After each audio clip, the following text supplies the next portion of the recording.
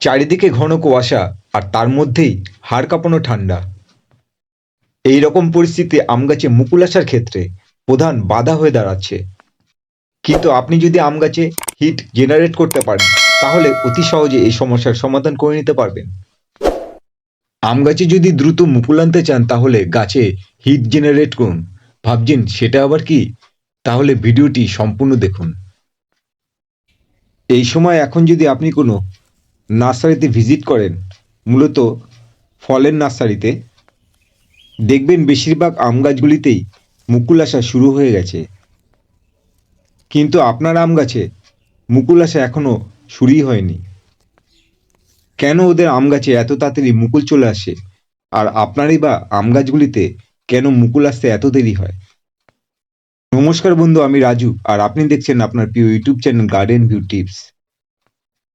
আজকের ভিডিওতে আমি আপনাকে বলবো নার্সারি সিক্রেট টিপস, যেটা আগে কখনো কেউ আপনাকে বলেনি।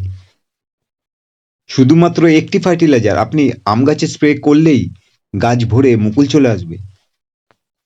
এই বিশেষ ফার্টিলাইজারটি যেমন প্রচুর মুকুল আনতেও সাহায্য করবে, তেমনি এটি কীটনাশক এবং ছত্রাকনাশক হিসেবেও আপনি ব্যবহার করতে পারবেন।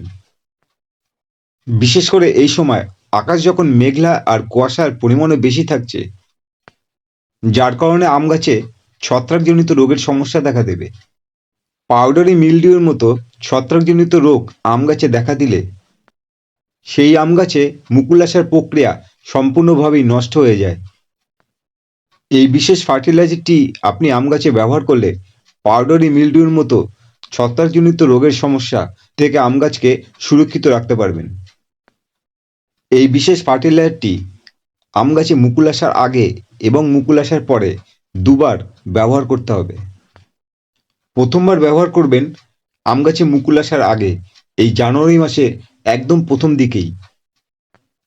আর দ্বিতীয়বার আপনি স্প্রে করবেন আম গাছে যখন মুকুল চলে আসবে আর সেই মুকুলের সাইজ 4 থেকে 5 ইঞ্চির মতো লম্বা হবে, সেই সময় আপনি আম গাছে স্প্রে করবেন।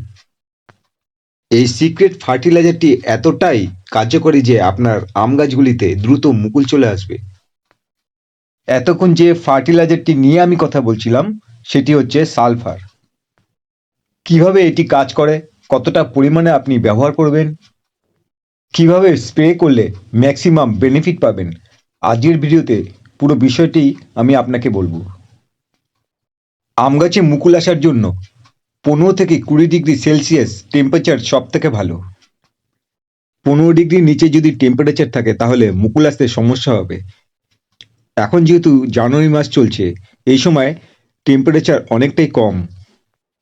দিনের বেলায় কুয়াশা আর টেম্পারেচার লো হওয়ার কারণে আপনার আম গাছে মুকুল আসতে অনেকটাই দেরি হয়ে যাবে। আপনাকে যেটা করতে হবে, গাছে হিট জেনারেট করতে হবে। যখনই আপনি আম গাছে সালফার স্প্রে করবেন, ঠিক তখন থেকেই গাছে হিট জেনারেট হওয়া শুরু হবে। এর ফলে যেটা হবে, আম গাছে কৃত্রিমভাবে তাপ উৎপন্ন হওয়া শুরু হবে, যার কারণে আম গাছে দ্রুত মুকুল চলে আসবে। ব্যবহারের পদ্ধতি: 1 লিটার জলে 2 গ্রাম সালফার মিশিয়ে পুরো গাছের পাতায় ভালো করে স্প্রে করে দেবেন। 7 থেকে 10 দিনের মধ্যেই দেখবেন আপনার আম গাছগুলিতে প্রচুর মুকুল চলে আসবে। মুকুল ফোটার জন্য 20 থেকে 30 ডিগ্রি তাপমাত্রা সব থেকে ভালো। যদি টেম্পারেচার লো থাকে, মুকুল ফুটতে সমস্যা দেখা দেয়, তাহলে আপনি সালফার স্প্রে করবেন। মুকুলের সাইজ যখন 4 থেকে 5 ইঞ্চির মতো লম্বা হবে, সেই সময় আপনাকে সালফার স্প্রে করতে হবে। সালফার গাছের টেম্পারেচারকে বাড়িয়ে দেবে এবং মুকুল না ফোটার সমস্যাকে অনেক সহজেই সমাধান করতে সাহায্য করবে।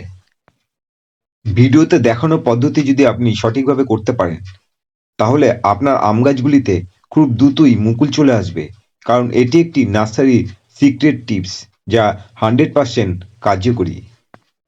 ভিডিওটি যদি আপনাদের ভালো লাগে তাহলেই লাইক করবেন, কমেন্ট করবেন আর শেয়ার করবেন। আর নতুন বন্ধুরা আমার এই চ্যানেলটিকে সাবস্ক্রাইব করে আমার পাশে থাকবেন। আজকের মতন ভিডিওটি আমি এখানেই শেষ করলাম। আপনারা সবাই ভালো থাকবেন।